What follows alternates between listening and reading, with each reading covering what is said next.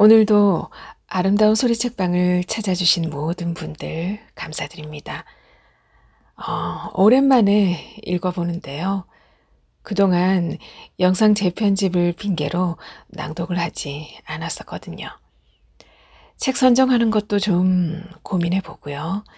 신춘문예 작품이나 또 신간들을 찾아보며 출판사와 작가분의 허락을 구해보기도 했고요. 조만간 요즘 작가님들의 새로운 작품들도 낭독해서 들려드리도록 하겠습니다.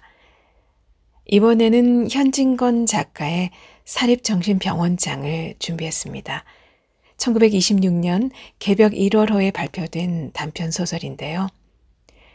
극도의 빈곤에 몰리면 낙천적 성격의 주인공이 어떻게 변하는지, 그를 왜 정신병원의 병원장으로 부르는지 궁금하실 텐데요. 일제수탈로 살기 힘들었던 그 시대의 상황과 사회도 이해하면서 들어보시면 더 좋을 것 같습니다. 자, 그럼 사립정신병원장 아름다운 소리책방에서 함께 들어보겠습니다. 사립정신병원장 현진건. 생각하면 재작년 겨울 일이다. 나는 오래간만에야 고향에 돌아갔었다. 10여 호가 넘던 일가집들이 가을바람에 나부끼는 포플러 잎보다도 더 하잘것없이 흩어진 오늘날에야 말이 고향이지 기실 쓸쓸한 타향일 따름이다. 비록 초가일 망정 20여 칸이나 되는 우리 집도 5칸 오막살이로 찌그러들어 성 밖에 외따른 동리에 초라하게 남았고, 거기에 칠순에 가까운 아버지와 40이 넘은 계모가 턱을 괴고 앉았을 뿐, 아들도 남부럽지 않게 많지만은 제입 풀칠하기에 바쁜 그들은 부모님 봉양할 이는 하나도 없었던 것이다. 몇 달 만에야 한 번, 몇 해 만에야 한 번 집안으로 기어드는 자식은 자식이 아니요 손님이다. 쌀밥 한 그릇, 고깃국 한 대접을 만들어 먹이기에 아버지와 어머니가 얼마나 고심하는 것을 잘 아는 나는 얼른 대밀어다 보고는 선선히 일어서는 것이 항례였다.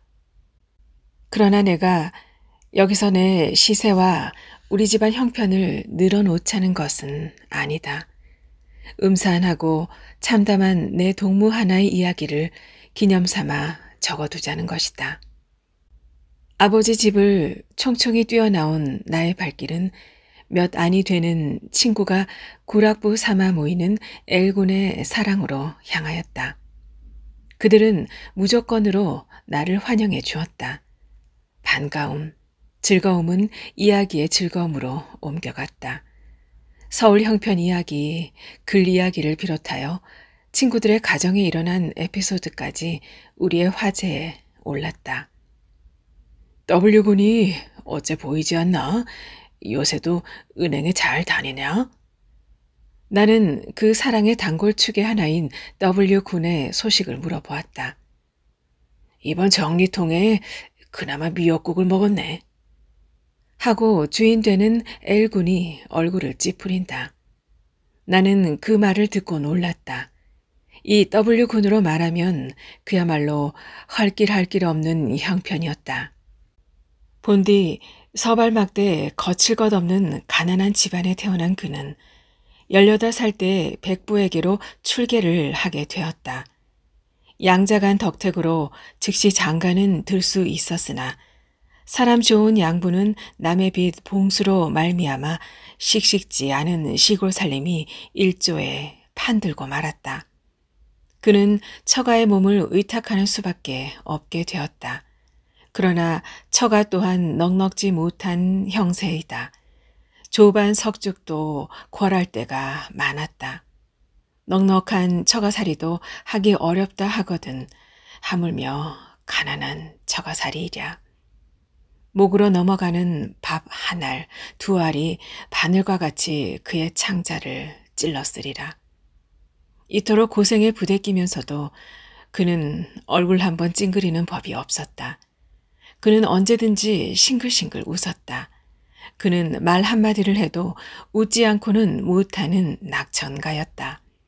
서울에 올라와서 고학을 할 때 살을 에어내는 듯한 겨울날 속옷을 빨다가 손이 몹시 쓰리면 그는 벌떡 일어나 손을 쩔레쩔레 흔들며 이놈의 손가락이 벼랑가래 왜 뻣뻣해지나? 하고는 웃었다.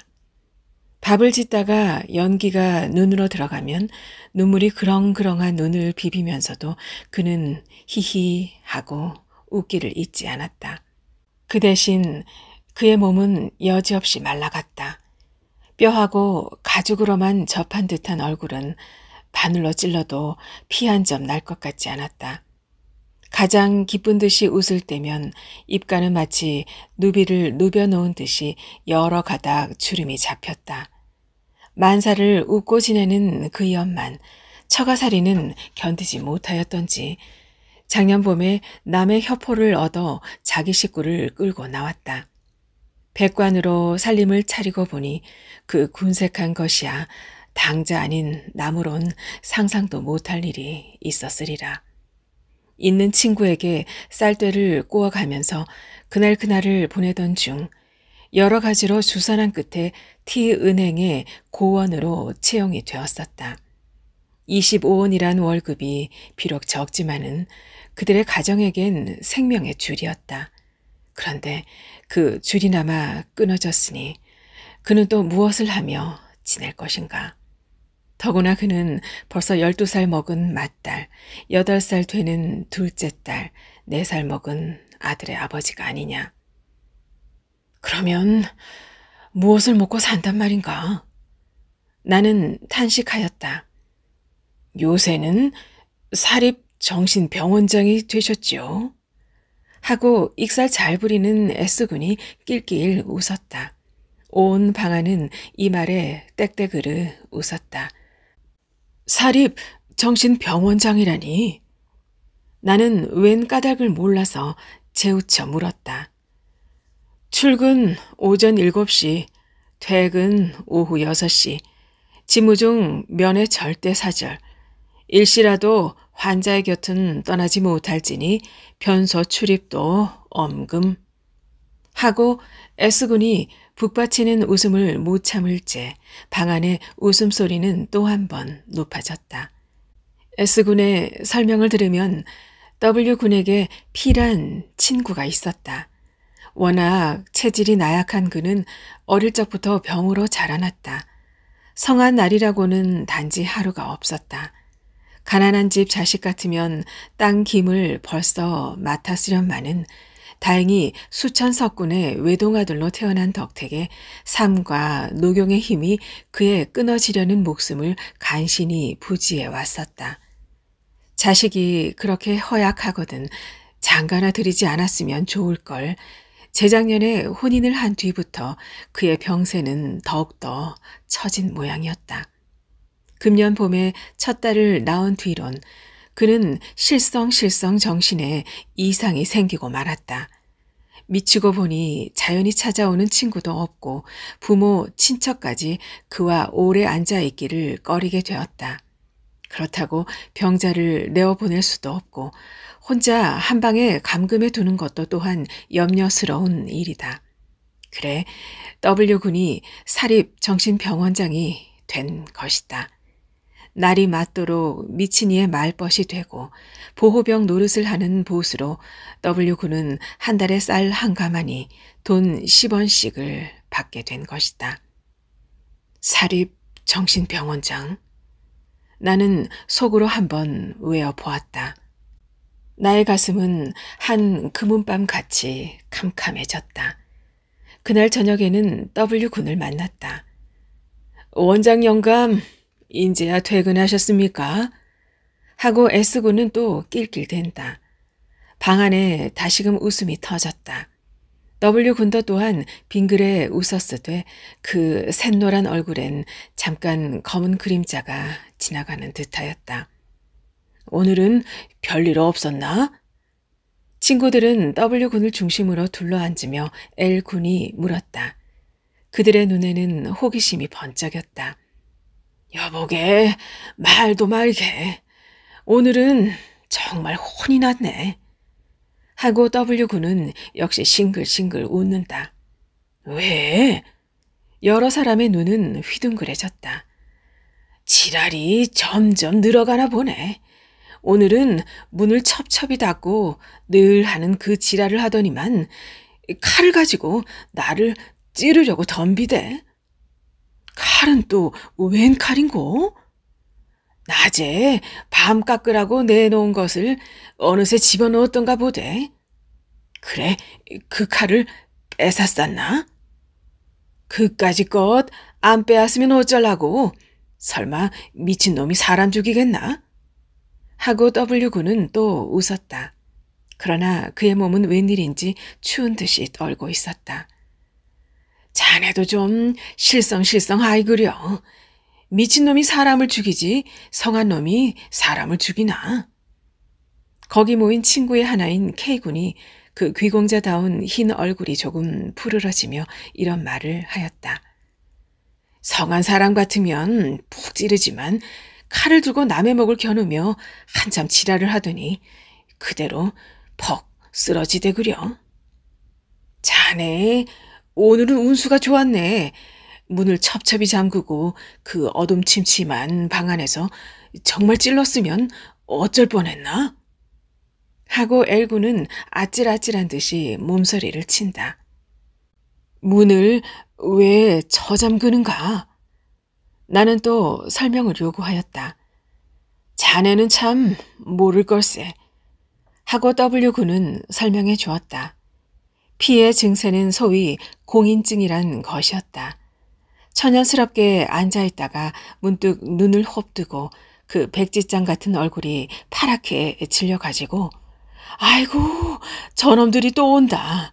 아이고 저놈이 나를 잡으러 온다. 라고 황급하게 중얼거리며 숨을 곳을 찾는 듯이 방안을 썰썰 매다가 여보게 W군 문 좀 닫아주게 하고 비대 발괄하는 법이었다. 그러면 W군은 할 일 없이 사랑 중문을 닫고 그들이 있는 방문이랑 방문은 미닫이며 덧창이며 바깥문까지 모조리 닫아 걸어야 한다. 그래서 방안이 침침해지면 개한테 쫓긴 닭 모양으로 방 한 구석에 고개를 쳐박고 있던 미친이는 고개를 번쩍 들고 사면을 두리번 살핀다. 그러다가 벼랑간 히히 히히 라고 마디마디 끊어진 웃음을 웃는다. 이 웃음소리를 따라 그의 홉든 눈이 점점 번들번들해지자 이놈들아, 너희들이 나를 잡아가? 어림 반푼어치 없어? 히히히 하면서 소리를 고래고래 지르다가 1시간가량 지나면 제풀에 지쳐서 그대로 쓰러지는 법이었다. 그런데 오늘도 법대로 또한 문을 다 잠그고 한참 발광을 하다가 문득 품속에서 창칼을 쑥 빼어들더니 W군에게 달려들어 그 칼을 목에다 겨누며 이 죽일 놈, 내가 나 잡으러 온 것이지. 이놈, 내 칼에 죽어보아라. 하고 소리소리 지르다가 다행히 그대로 쓰러졌다고 한다. 자네 오늘 10년 감수는 했겠네. 하고 L군이 소리를 떨어뜨린다. 글쎄, 원장 노릇도 못해 먹겠는걸. 하고 W군은 또 히히 웃어 보였다. K군의 주체로 그날 밤에 우리는 해동관이란 요릿집에 가게 되었다. 일행이 거의 다 외투를 걸쳤건만 W군 홀로 옥양목 겹두루마기 자락을 찬바람에 날리며 가는 다리를 꼬는 듯이 하며 걸어가는 양이 눈물겨웠다. 요리상은 벌어졌다. 셋이나 부른 기생의 기름내와 분내가 신설로 김과 한데 서렸다. 장구 소리와 가야금 가락이 서로 어우러지자 한가한 고로 웅장한 단가며 멋지고 구슬픈 육자백이 단 입김과 함께 둥둥 떠돌았다. 술은 여러 차례 돌았건만 나는 조금도 취해지지를 않았다. W군의 존재가 어쩐지 나의 마음을 어둡게 하였다. 첫째로 그의 주량이 나를 놀라게 하였다. 서울에서 고학하던 시절 학비를 넉넉히 갖다 쓰는 친구가 청요리집으로 가난한 놀이를 하려면 강권하는 것을 떨치다 못하여 배갈 한 잔에 누른 얼굴이 홍당무로 변하며 그대로 쓰러지던 그였다. 그런데 오늘 저녁엔 비록 정종일망정 10잔이 넘었으되 조금도 취하는 기색이 보이지 않았다. 빼빼 마른 팔뚝을 반만 걷어 요리상 위에 세운 채 기생이 따라주는 대로 그는 꿀꺽꿀꺽 들이켜고 있었다. 자네 웬 술을 그렇게 먹나? 마침내 나는 W군을 향하여 의아한 듯이 물었다. 왜? 나는 술도 못 먹는 줄 알았나? 하며 W군은 또 히히 웃어 보였다. 여보게 W군, 술이 어떤 줄 알고 그런 말을 하나. 한 동이를 가지고는 못 가도 먹고는 간다네. 식전 해장도 3사발은 먹어야 견디네. S군이 도리어 내 말을 의아하게 여기는 듯이 가로채더니만 여보게 W군, 자네는 자네 말짝으로 그 눈알 만한 잔 가지고는 턱이 아니 될 터이니 컵으로 하게. 그것도 좋지. 나만 그럴 것 있나? 우리 모두 컵으로 하세 그려. 컵은 들여왔다. 처음에는 먹을 듯이 모두들 W군의 말에 찬동을 하더니만 컵에 술을 붓고 보니 끔찍하던지 감히 마시려 들지 않았다. W군 홀로 3컵을 기울이고 말았다. 자네들도 들게 그려? 하고 한 2번 권해 보았으나 잘들 들지 않음에 저 혼자 연거푸 5잔을 들이켰다. 그는 자기의 비색한 신수와 악착한 형편을 도무지 잊은 듯하였다.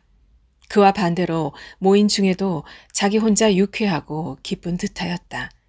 기생 하나가 장구를 메고 일어서자 앞장서서 얼씬덜씬 춤을 춘 이도 W군이었다. 꽉 잠긴 목으로 남 먼저 에라만수를 찾은 이도 W군이었다. 놀이는 끝장날 때가 왔다. 꽹가리 소리가 사람의 귀를 찢었다. 춤추다가 쓰러지는 사람이 하나씩 둘씩 늘게 되었다. 이제 그만 가세 그려. 술이 덜 취한 L군이 마침내 이런 제의를 하였다.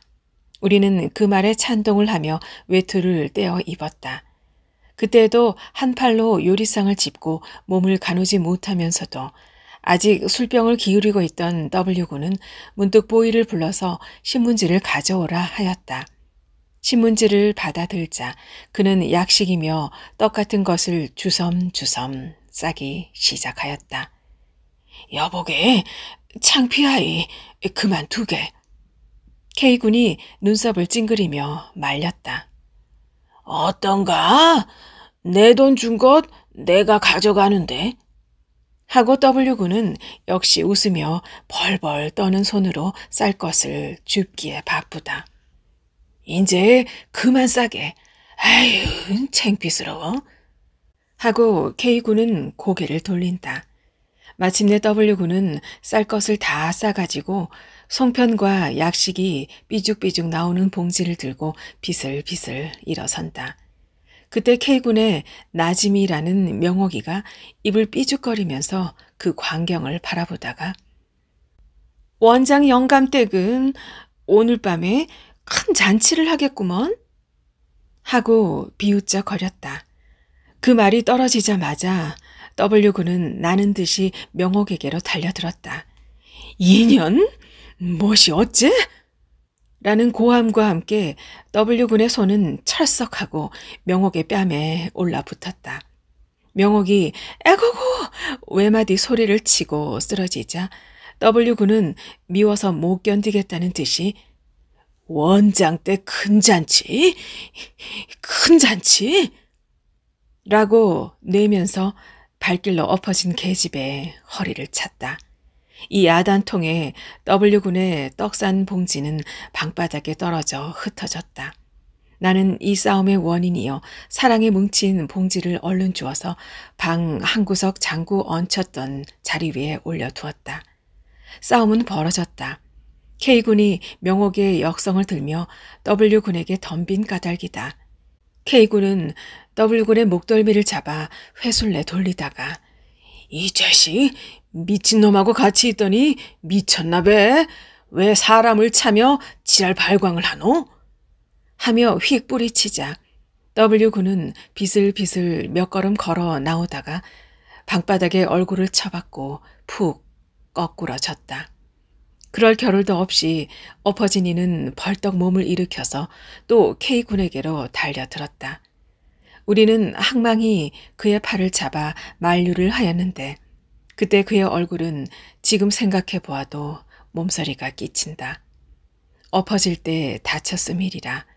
악문 이빨엔 피가 흘렀다. 그 경성드뭇한 눈썹이 오로리 일어섰으며 핏발선 눈엔 그야말로 불이 나는 듯하였고 이마엔 마른 가죽을 뚫고 나올 듯이 푸른 힘줄이 섰다.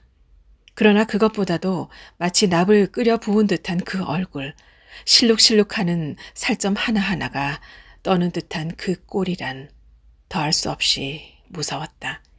입에 거품을 버글버글 흘리고 미친놈하고 같이 있으면 어쨌단 말이냐? 미쳤으면 어쨌단 말이냐? 오, 너는 돈 있다고? 너는 돈 있다고? 하고 이를 빠드득 갈아붙이며 K군을 향해 몸부림을 쳤다. 순한 양 같은 이 낙천가가 비록 취중일망정 사나운 짐승같이 날뛰며 악마보다도 더 지독한 표정을 할 줄이야 누가 꿈엔들 생각하였으랴. 간신히 뜯어말려서 먼저 K군을 보내고 L군과 S군과 나는 이 W군을 진정시켜서 얼마 만에야 그 요릿집 방문을 나오려 하였다.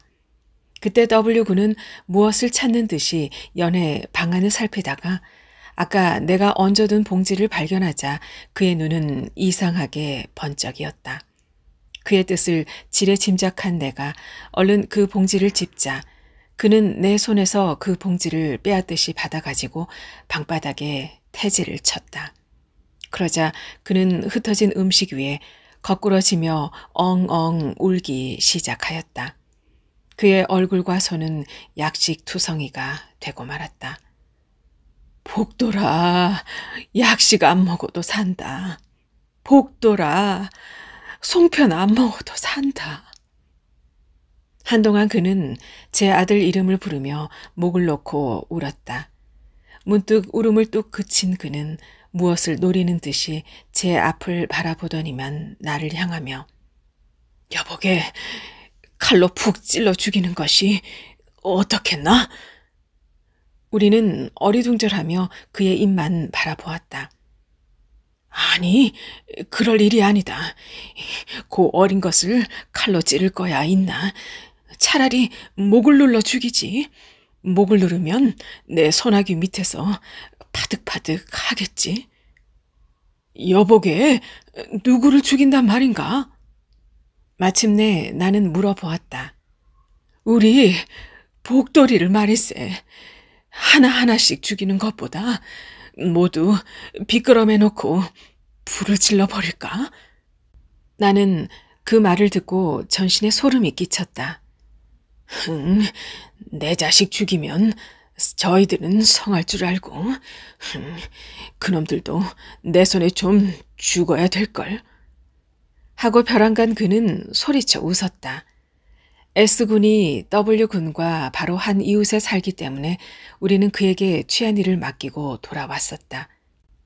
그 이튿날 S군의 말을 들은즉 W군의 집에서 악머구리 때 같은 어른과 아이의 울음이 하도 요란하기에 자다가 말고 가보니 W군의 부인은 어떻게 맞았던지 마루에 늘어진 채 갱신도 못하고 아이 새끼는 기둥 하나에 하나씩 바로 친친 매두었으며 W군은 손에 성냥을 쥔 대로 마당에 쓰러져 쿨쿨 코를 골고 있었다고 한다.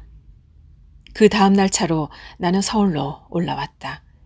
W군은 사립정신병원에 사무가 바빠 나를 전송도 해주지 못하였다. 그런 일이 있은 후 5달가량 지났으리라. 나는 L군으로부터 편지를 받았다. 군이 마침내 미치고 말았다. 그는 오늘 아침에 P군을 단도로 찔러 그 자리에 죽이고 말았네. P군의 미친 칼에 죽을 뻔하던 그는 도리어 P군을 죽이고 만 것일세. 나는 이 편지를 보고 물론 놀랐으되 어쩐지 을에 생길 참극이 마침내 실현되고 만 것 같았다.